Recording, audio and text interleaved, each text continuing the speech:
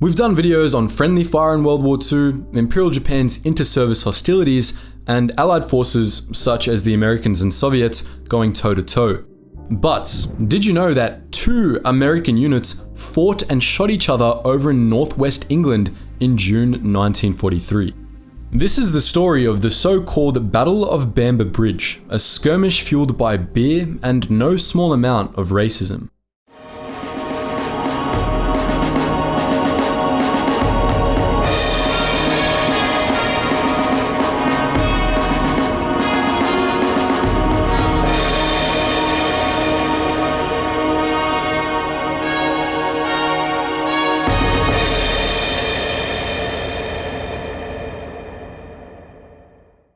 Until US President Harry S. Truman issued Executive Order 9981 in July 1948, the branches of the United States Armed Forces suffered from varying degrees of racial segregation. The first clause of the order read as follows: "It is hereby declared that there shall be equality of treatment and opportunity for all persons in the armed services without regard to race, color, religion, or national origin." Of course, the order didn't erase racism in the military, and it was put into effect some 5 years after the Battle of Bamber Bridge. Throughout World War II, some 2 million American servicemen passed through or were stationed in the UK for a variety of purposes, and they weren't always on the job. They often toured the UK and interacted with its denizens.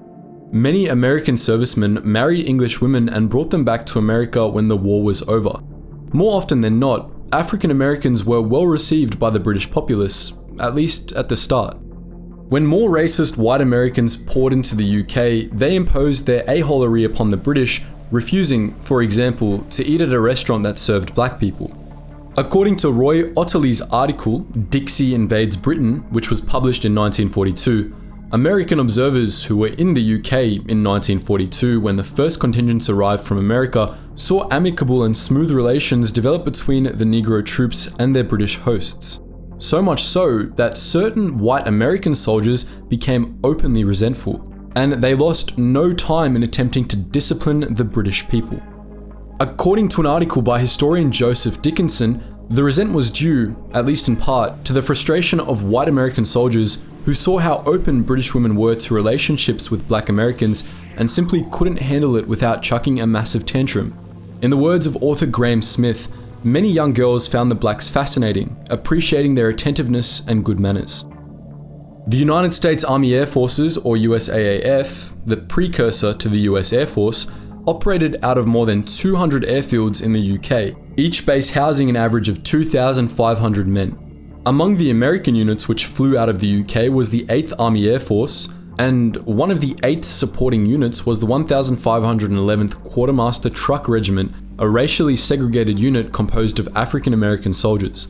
These men were housed at Air Force Station 569, or more colloquially, Adam Hall, in the village of Bamber Bridge in Lancashire, England. Their job was to deliver, via trucks, war material to other air bases in the area. When they were off duty, some of the men enjoyed a pint or two at a watering hole called Ye Old Hob Inn, where they were more than amicable with the local English. When the white Americans started cracking down on this, demanding the establishment of a colour bar in the village's 3 pubs put up signs reading "Black Troops Only." Racism, it seemed, would not be tolerated in Bamber Bridge.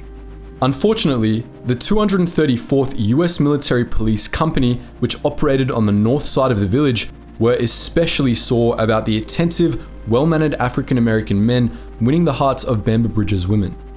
The MPs had standing orders to arrest American soldiers who were out without a pass, who weren't dressed properly, or who were acting disorderly.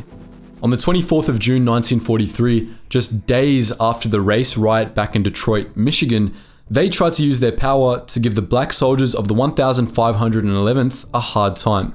The consequences were disastrous.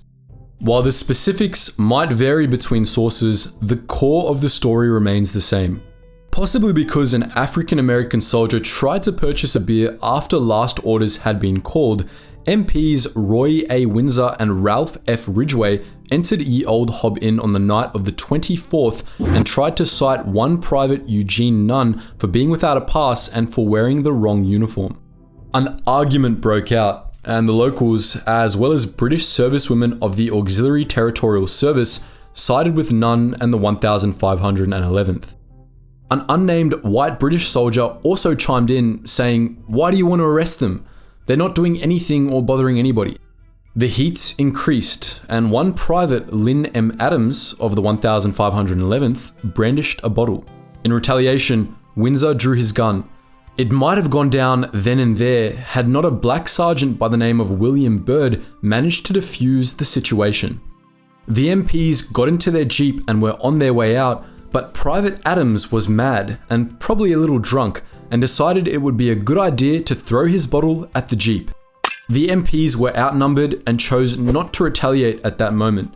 Instead, they gathered some reinforcements and ambushed the men of the 1511th as they were walking back to Adam Hall later that night. A fight ensued on the road, possibly with the MPs wielding billy clubs. The 1511th fought back with bottles and loose cobblestones. Supposedly to stop Private Adams from hurling a stone at him, MP Carson W. Bosman drew his gun and fired. The bullet struck the private in the neck, but he wasn't killed.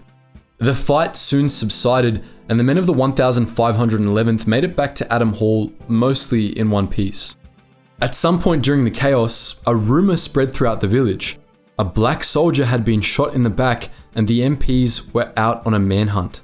There seems to be a little confusion about what happened next, but the resounding narrative is that a pissed off crowd of some 200 black men rallied at Adam Hall, standing against their white senior officers and calling for war. It's possible they would have stormed the village en masse, but the 1511th's only black officer, Lieutenant Edwin D. Jones, was able to calm them down, for the time being.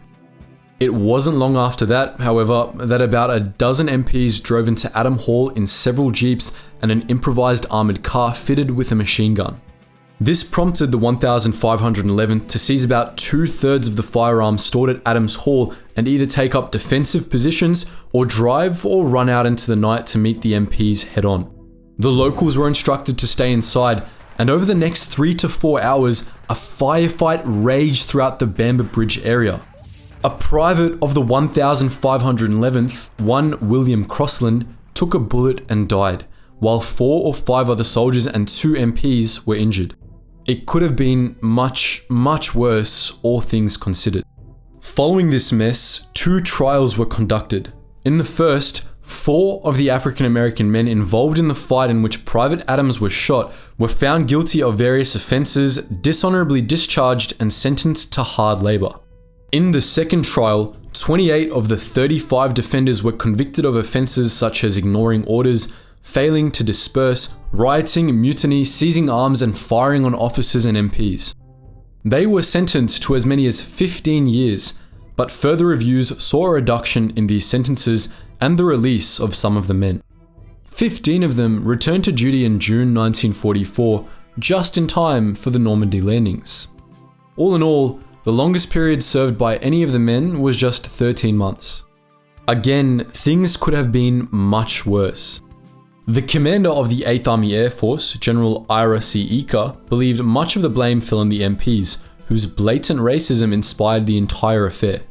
The white officers of the 1511th were also largely to blame, as they did a terrible job of trying to pacify the rioting men at Adam Hall and also refused to tend to the wounded among them. At least one of them was reportedly drunk. Following the incident, the 1511th's and other trucking units' ranks were purged of racist officers, and black officers were integrated into the MP units. Things got slightly better after that. We're interested to know what you think though. Had you heard of the Battle of Bamber Bridge before today? Why do you think it happened? Lastly, can you think of any similar battles which took place during the war? And shout out to my boy Kamal for suggesting this ages ago. Anyways guys, as always, thank you so much for watching, and I hope you learned something new.